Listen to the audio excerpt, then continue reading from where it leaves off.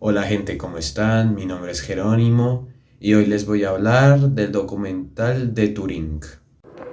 Primero un contexto, este documental fue hecho por National Geographic y este se llama La computación de Turing, pensando en máquinas que piensan. Primero vayamos con una introducción. Este documental trata sobre la vida y sus investigaciones de Alan Matheson Turing, un conocido matemático y científico de Londres, que fue uno de los personajes más influyentes del siglo XX. Este nació el 23 de junio de 1912 y murió el 8 de junio de 1954, suicidándose con la ingesta de una manzana envenenada con cianuro potásico. Tenía 41 años y esta causa del suicidio fue por sus problemas de homosexualidad con las autoridades británicas. En este documental está dividido en 5 capítulos y cada uno de ellos nos habla sobre la vida y el camino que tuvo que hacer Turing para ser el científico que hoy en la actualidad creó las llamadas reglas de la computación y una gran variedad de teorías, incluyendo una de esas, la máquina teórica de Turing. Después de esta introducción, podemos ir por los capítulos. Capítulo 1. ¿Qué es un ordenador? En este capítulo nos habla primero de la vida personal de los padres de Turing y cómo estos eran de nacionalidad de India. Estos buscaban un mejor futuro para sus hijos, así que la madre se mudó al Reino Unido en 1912 y con ello nace el segundo hijo en Londres.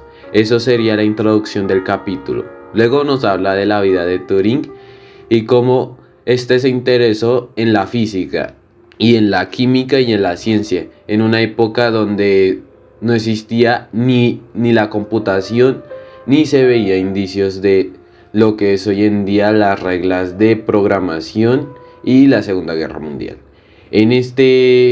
El primer paso que tuvo que dar Turing para que se interesara fue en un libro muy popular de la época titulado Natural Wonders Every Child Should Know.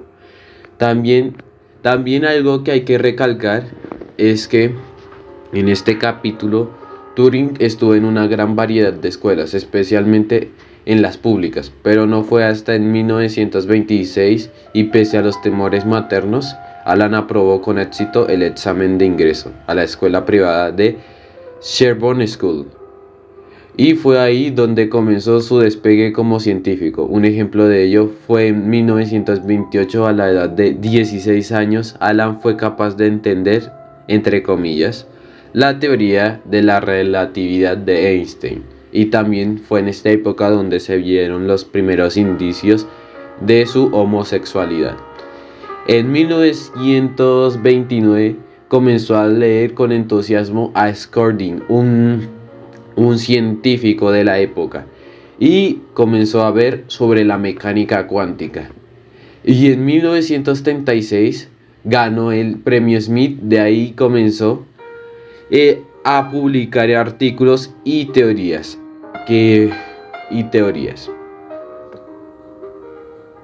Hasta que surgió la teoría más famosa de Turing, que fue la máquina teórica de Turing, y que fue uno de los inicios para la computación que hoy vemos en la actualidad.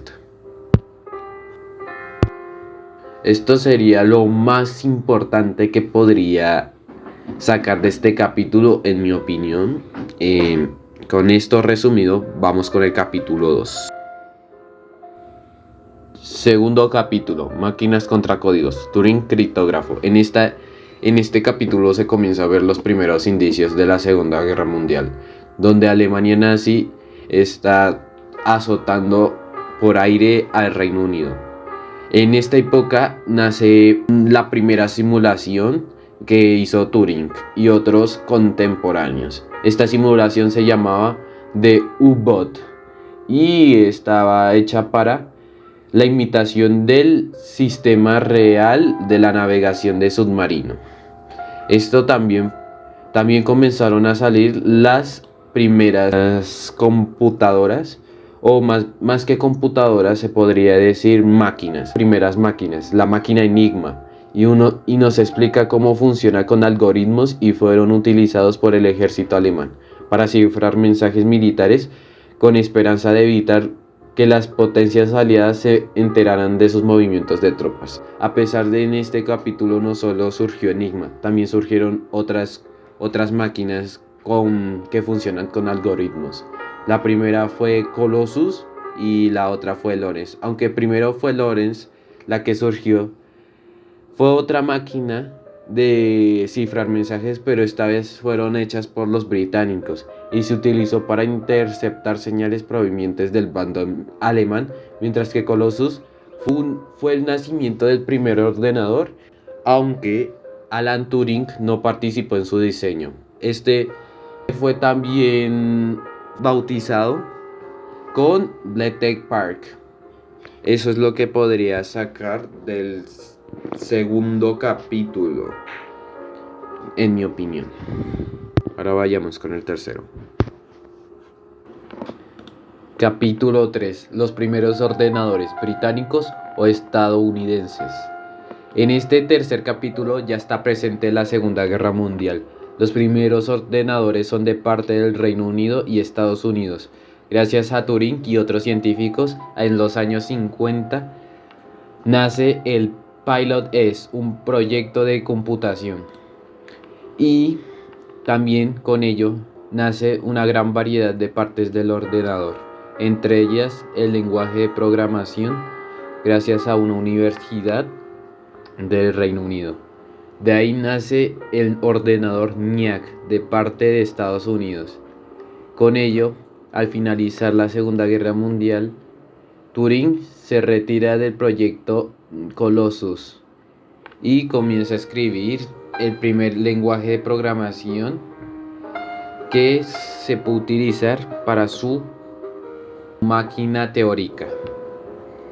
Eso sería lo más importante que podría sacar del tercer capítulo. Capítulo 4. Construir máquinas que piensan. En este capítulo, entre los años 1940 y 1950, Turing se quiere dedicar a hacer una máquina que piense como una persona. Y para hacerlo, va a utilizar neuronas artificiales. Y con ello nace esta frase: una computadora puede ser llamada inteligente si logra engañar a una persona, haciéndola creer que es un humano. De esto salen varios experimentos, entre ellos el test de Turing, que consiste en que un humano mantiene una conversación con una computadora mediante mensajes. Con ello, debe hacerle creer al ser humano que es otra persona. De ahí es el test de Turing.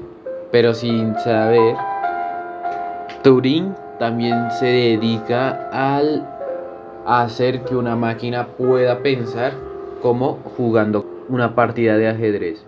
Esto al final de su muerte se llevó a cabo en 2003 con una partida de ajedrez entre el jugador Garry Sparrow y el programa X3D Freeze, que terminó en un empate, demostrando la intuición de Turing. Turing se retira de la computación para ir por los estudios de química. Con ello se dedica a los problemas biológicos, como el estudio de la formación de los patrones de rayas y manchas que aparecen en la piel de los vertebrados. De ahí escribe un artículo llamado La base química de la morfogénesis. Lamentablemente, a los comienzos de 1952, Alan Turing tuvo un problema con las autoridades británicas, lo cual hizo que se desvelara su relación homosexual, siendo que en la época era ilegal en el Reino Unido. Las autoridades británicas lo condenaron a un tratamiento de hormonas, lo cual le causó una gran depresión que llevó el 8 de junio de 1954 a suicidarse con la ingesta de una manzana envenenada. Esto sería lo más importante que encontraría en el capítulo 4. Capítulo 5. El legado de Alan Turing. Alan Turing, después de su fallecimiento, nos dejó un legado de teorías que muchos científicos las utilizaron como una guía para evolucionar estos ordenadores. Un ejemplo de ello fue el computador cuántico, que a diferencia de un ordenador normal que representa los datos como secuencias de unos y ceros, es decir, bits, los ordenadores cuánticos lo hacen con qubits. A partir de 1982, como con las investigaciones del célebre físico Richard Feynman, se logró hacer un prototipo del ordenador cuántico. Y algo más en el capítulo es que en 2009 Gordon Brown, primer ministro británico de la época, pidió perdón oficialmente al considerar que el caso de Alan Turing había sido tratado de manera injusta, estando ya Turing muerto durante 55 años, cuando le pidieron perdón. Esto sería lo más importante que podría encontrar en el capítulo 5. Luego de este resumen de los 5 capítulos, puedo opinar sobre que este documental sigue siendo un tema muy extenso, ya que no solo aborda la vida tanto pública y privada de Turing, sino también sus investigaciones entre publicaciones que ha hecho en cada época. En este documental se lo recomendaría leer a las personas interesadas sobre el tema de computación, física y química, entre otros temas muy interesantes que si estaría nombrando todo lo que menciona en este documental sobre las publicaciones, investigaciones, usos y partes y científicos que apoyaron a Turing, me demoraría una hora en decirlo en este video. Para mí este documental no es muy largo, aproximadamente 145 páginas, que por la introducción y el índice y las recomendaciones le quitarían entre 4 o 5 páginas. Aunque no se lo recomiendo a personas que vengan a leer de casualidad, ya que se les puede hacer algo pesado si no tienen un interés en las ciencias ya mencionadas. Es un tema muy extenso, aunque interesante, como vengo diciéndolo. Yo diría que esto es lo más importante. Espera. Yo diría que esto es lo más importante que pude encontrar sobre este documental, en mi opinión. Ojalá que les haya gustado el video. No olviden suscribirse y alimentar el algoritmo de YouTube con un comentario en este video. No más hablando, soy Jerónimo y adiós.